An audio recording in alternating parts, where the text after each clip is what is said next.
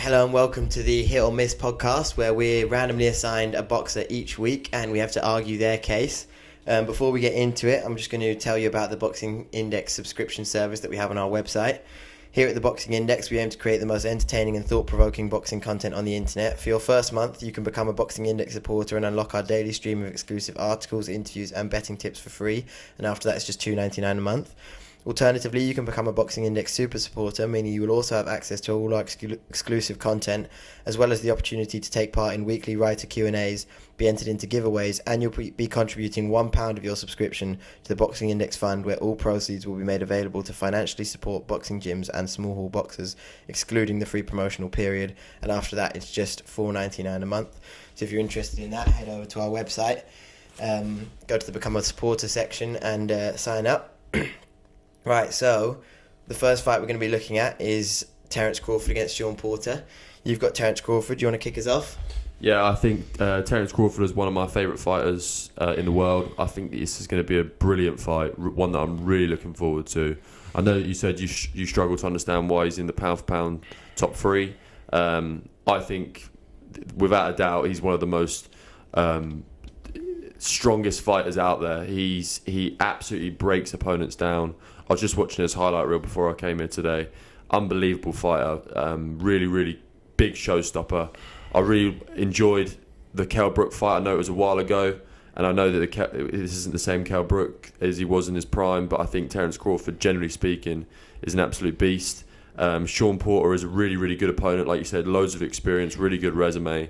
But he has been knocked out before, and I do think that Terence Crawford is going to continue his trail of KO wins, which we've seen in the recent last couple of years. Yeah, I think I'm going to have to disagree with you, obviously, because that's the nature of the show. I think Crawford's overrated, too high in the pound-for-pound list.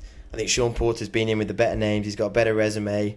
Never been beaten easily. He's taken everyone that he's lost to the distance, including Errol Spence, who I think is better than Terence Crawford. I think if those two fight, Errol Spence wins that one. And Shawn Porter almost beat Errol Spence. Spence only won it by split decision. That's before his car crash as well, so he was probably in his prime.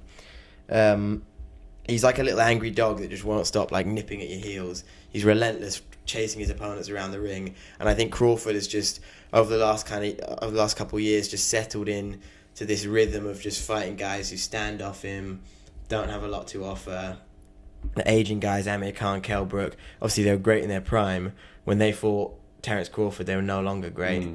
And then I think he fought Egidijus Kavaliauskas and Jose Benavidez Jr. And it's just guys that aren't bringing anything to the table. He spent too long fighting guys who don't have anything to offer him, and he settled into that too much. And I think when he comes up against a real challenger in Shawn Porter, that's almost going to shock him.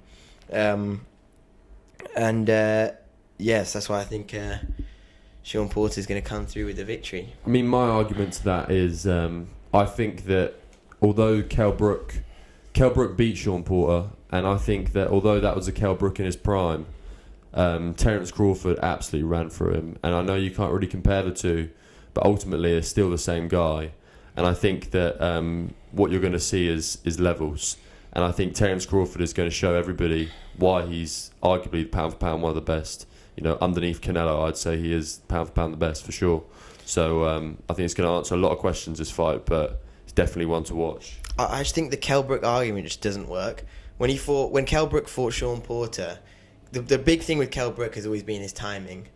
He can time fighters like no one, and that control a distance, knowing when to go in, when to go out. When he fought Terence Crawford, he had a little bit of that in the first couple of rounds. He actually looked like he was causing Crawford some problems. His punch resistance was just completely gone. And if his punch resistance had been gone against Shawn Porter, because Porter caught him a couple of times, then he would have been backed up into the ropes. A similar thing would have happened. Against Crawford only had to catch him once, and it was pretty much over. And so I think you can say it's the same man, but they were completely different fighters when it was... What was it, a 6-year difference between those two times? And obviously when Brook fought Porter, he was on the way up, he was active. When he fought Crawford, he wasn't active at all. Sure. Hadn't fought anyone good in years. And so I think that perspective of it, I think I agree with you. If he does win this, then I will put him up there in the pound for pound with everybody else. But I think the Kell Brook argument doesn't work in this case, and isn't a reason why you should be backing Terence Crawford. I think that I see what you mean. I just think that generally Terence Crawford's style is just he's very similar to Canelo in the sense that he just completely and utterly punishes his opponents. Shawn Porter's a lot more slick boxer, mover. Going to be a great fight, I think, either way. But I'm definitely backing Terence Crawford for this fight for sure. Yeah, we'll have to wait till fight night to see. That's obviously this weekend over in America. Is it on Showtime or Fox? I think it's on Showtime, isn't it? Yeah, I think it's Showtime. Showtime, Shawn Porter. Yeah. It's literally made for him. Then we've got the Andrade against Quigley fight. Obviously, you'll be arguing for Andrade. What are your thoughts on that? I think that Andrade's got a big chip on his shoulder. I think he's got a lot to prove. I think a lot of people have been speaking poorly on his name. I think that obviously we saw a little bit of his aggressive side when he was at the press conference for the Billy Joe Canelo fight. I think he really wants that Canelo fight. I'd love to see him fight Billy Joe. I think there's some great fights out there. Jason Quigley isn't the one I necessarily would have chose to watch myself, but I still think Jason Quigley's a brilliant opponent. Irish guy, lots of support out in the States, but I do see Andrade coming through this one, and I actually think although he's got like 18 KOs out of 30 fights or something, right? I think that this is going to add to that KO list for sure. I think that there's going to be a lot of grit and a lot of anger towards this fight. He's really got a point to prove, and I think it's going to be a really, really big showstopper from Andrade. Yeah, I just think similarly to Crawford, I think Andrade's been stewing away. He's not been fighting anyone good. He's been becoming an old man. He's too relaxed in the ring now because he doesn't come up against anyone who causes him any problems. I think he's just been becoming an old man. I think Quigley's going to come in fired up. This is the first time he's fighting for a world title. Probably biggest fight of his life. Actually, definitely biggest fight of his life. He'll have the raucous Irish crowd behind him. He'll have the luck of the Irish behind him. And I think both of those things are just going to drag him to victory.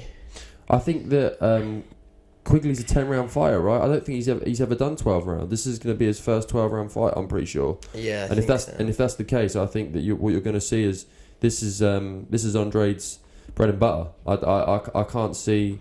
I totally see why the character of Jason Quigley could possibly create a test for Andrade, and like we said, there's going to be lots of support in America for him from the Irish fans, but there's levels to this, and going from a 10-round fighter to then fighting somebody like Andrade who's been doing this for years, an undefeated fighter, really good reputation. There's levels to this game, and I think it's way too soon for Jason Quigley. Yeah, I agree. There is levels to the game, and if we're talking pure skill level on the day, Andrade wins every time. But I'm backing complacency is going to come into play, and Andrade's just not going to be up for this. He's going to be lackadaisical in the ring. He's going to have lost a couple of rounds and not even sort of woken up yet.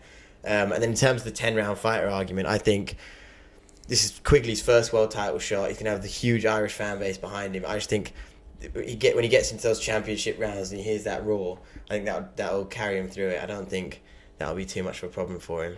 It'll be interesting to see.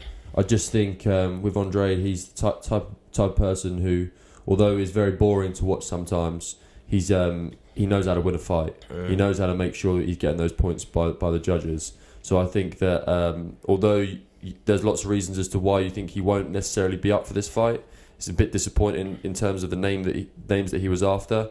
I think he's going to play it safe. I think he's going to box him really, really well for the first half of the fight. He's going to completely and utterly dominate him.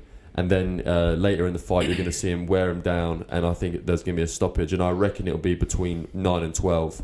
That's my prediction. Yeah, well, I would say we'll see on fight night, but I think we've got to be honest and say that no one's choosing Andrade against Quigley over Crawford against Porter. Yeah, you're right. I actually don't think we will see on fight night. We'll watch the highlights the next morning. There'll be highlights in the morning for sure, and we do have our phones and our laptops, so you might be able to have both screens going at the same time.